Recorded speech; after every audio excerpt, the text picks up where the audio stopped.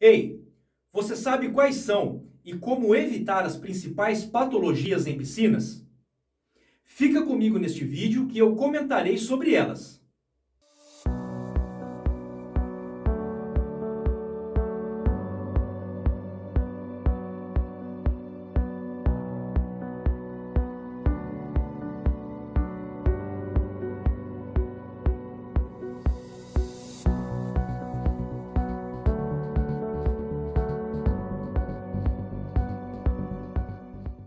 Primeiramente, você tem que ter em mente que a etapa de elaboração de projeto é essencial para que a piscina tenha um bom desempenho durante toda a sua vida útil, pois é nesta fase que serão avaliadas situações que podem causar vícios permanentes durante a execução. É uma etapa de vital importância, onde podemos reduzir custos, perda de materiais e otimizar várias etapas da execução. Portanto, não a subestime. Bom, após este esclarecimento inicial, eu posso começar a falar para você sobre as principais patologias em piscinas.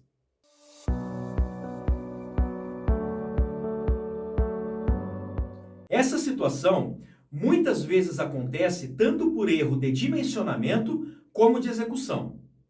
O erro de projeto mais comum é acreditar que a situação crítica no dimensionamento será sempre com a piscina cheia.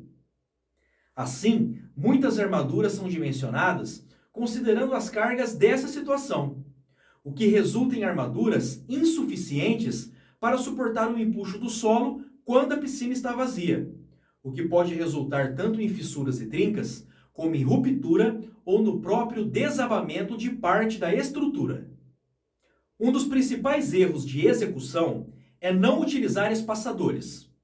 Algumas pessoas acham desnecessário e outras pensam que é um custo a mais, mas mal sabem que é um erro que pode causar um problema que gera um custo N vezes maior do que o custo que teriam com os espaçadores. Quando não utilizamos espaçadores, não conseguimos garantir que a armação fique na posição correta. E qual é a posição correta para as armações? A melhor posição é sempre nas regiões onde ocorrerá as maiores tensões. E se você se lembra da matéria de resistência dos materiais, deve se lembrar também que as tensões máximas se encontram nas extremidades das peças e nos cantos, que são regiões onde ocorre o acúmulo de tensões.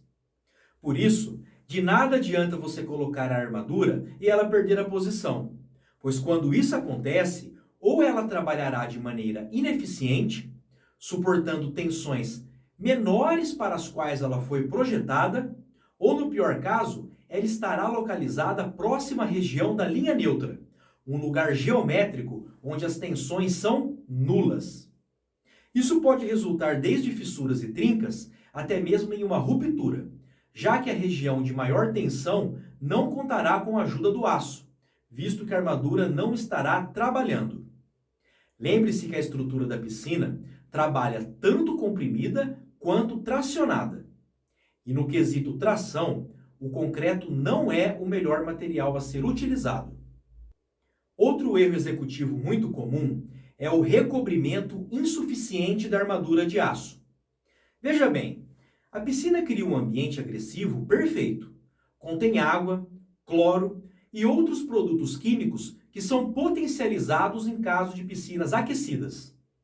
Todos esses fatores são aceleradores do processo corrosivo eletroquímico, ou seja, um ambiente ideal para desencadear a corrosão das armaduras caso o cobrimento mínimo não for respeitado, deixando assim a estrutura suscetível a um colapso.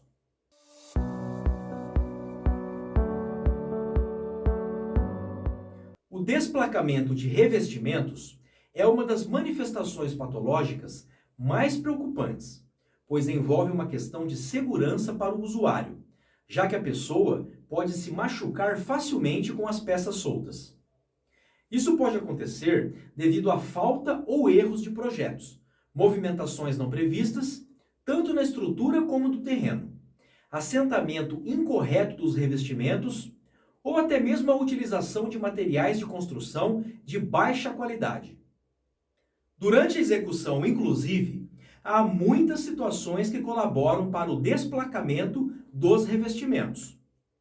Uma situação muito corriqueira e que você certamente já presenciou é a seguinte: o trabalhador faz uma quantidade enorme de argamassa para ir utilizando ao longo de todo o dia. E conforme essa argamassa vai endurecendo, ele vai adicionando água para torná-la novamente maleável. E ela realmente volta a ter uma consistência mais fluida, mas suas características iniciais já foram para o espaço. Pois além do excesso de água, a argamassa também já excedeu o seu tempo de utilização após o preparo. Grave bem, argamassas com excesso de água, utilizadas após o tempo máximo de aplicação ou fora do prazo de validade, dificilmente não resultará em desplacamento do revestimento. Mas existem outras situações durante a execução que também causam desplacamento do revestimento, como as seguintes. Primeira, aplicação da argamassa em substrato ou tardós contaminado. Quando estiverem sujos, faça a limpeza tanto do substrato como do tardós antes de aplicar qualquer tipo de substância colante. Segunda, uso de técnicas inadequadas para a aplicação da argamassa. Durante a aplicação, a argamassa sempre deve formar cordões, que posteriormente devem ser quebrados pelo tardós da cerâmica assim que ocorrer o contato. E terceiro, falta de acompanhamento e controle durante a execução das etapas do revestimento. Recomenda-se que cada etapa concluída passe primeiro por uma avaliação, antes de ser liberada a etapa seguinte. O ensaio mais fácil e eficiente neste caso é o ensaio de arrancamento, que deve ser realizado em todas as etapas: chapisco, emboço e argamassa colante.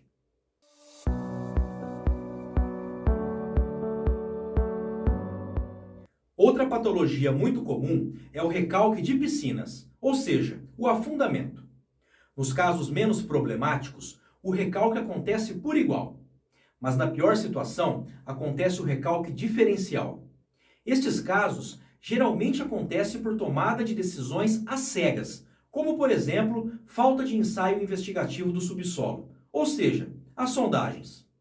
Olha, eu sinceramente não sei o porquê, mas muitos têm a falsa ideia de que a água pesa pouco.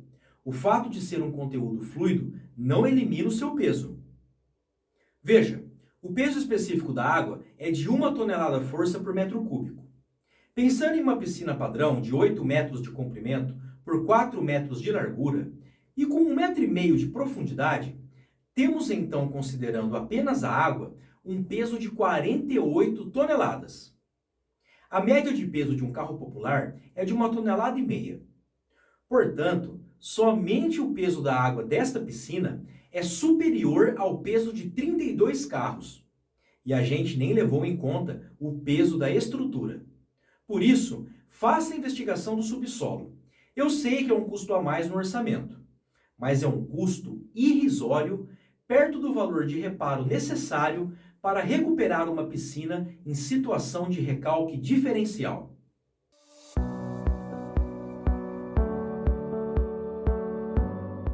A eflorescência, não só no revestimento, mas em todas as situações, está diretamente ligada à presença de água. Não tem como ocorrer eflorescência se não tiver um fluxo de água, pois ela nada mais é do que o afloramento de sais solúveis que estão presentes no material em questão, carreados pela água.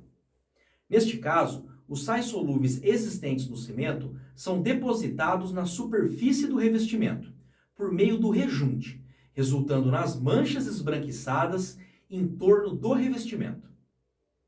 Em piscinas, os motivos mais comuns que provocam a eflorescência são os erros durante a execução do assentamento do revestimento e rejunte, principalmente nos encontros de piso com parede e de parede com parede, o que gera pequenas aberturas que permitem a infiltração da água.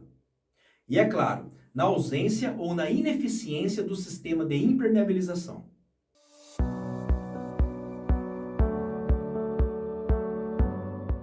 As trincas no revestimento é outra manifestação patológica muito encontrada nas piscinas.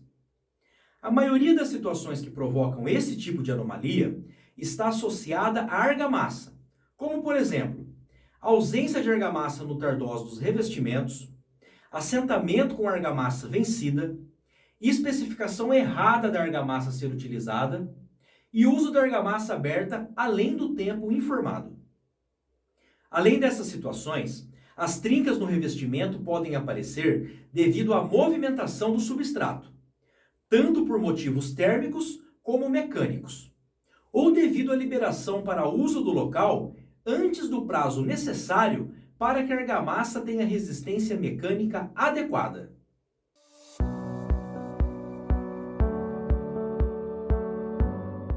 A falha do rejunte não é a manifestação patológica em si, mas sim a patologia que pode resultar em diversas manifestações patológicas.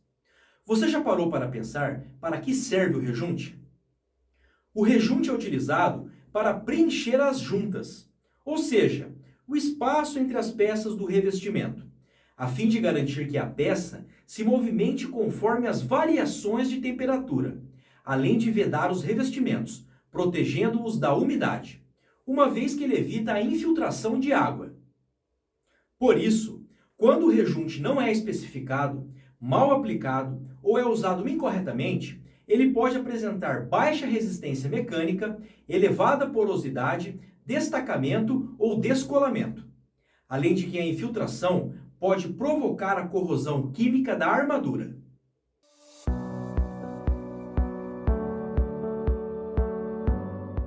As manchas de umidade podem ser decorrentes de vazamentos da tubulação, mas a principal causa é a umidade residual, que é aquela que fica presa no substrato da cerâmica por conta de problemas de infiltrações, ou quando antecipam etapas devido às condutas aceleradas e inadequadas de obra.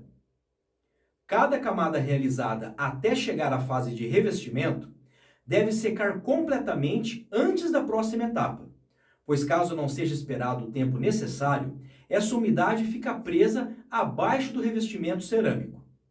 E sendo a camada de regularização e a argamassa colante porosas e impermeáveis, cria-se um caminho para a água ascender lentamente até a superfície. Porém, como a superfície da cerâmica não é permeável, essa umidade não consegue sair e fica retida sob o revestimento, o que em caso de cerâmicas naturais, ou seja, não esmaltadas ou com camada de esmalte transparente, tornará a mancha visível. Alguns requisitos que devem ser seguidos para evitar este tipo de anomalia são: após a concretagem, aguarde pelo menos 28 dias para realizar a camada de regularização. Neste caso, não estamos pensando apenas naquele período necessário para o concreto atingir sua resistência, mas também para garantir que a água do concreto e da cura sejam eliminadas por completo. Após o emboço, esperar 7 dias para realizar o assentamento. Em geral, o emboço apresenta uma tonalidade mais clara quando seco. O rejunte só deve ser aplicado depois de 3 dias que o revestimento foi assentado.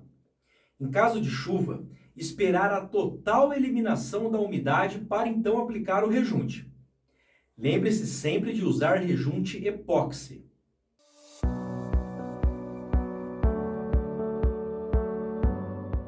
Piscinas de grande extensão necessitam de juntas de dilatação, também conhecidas como juntas de movimentação, para garantir a expansão dos materiais, sem causar trincas ou fissuras na estrutura.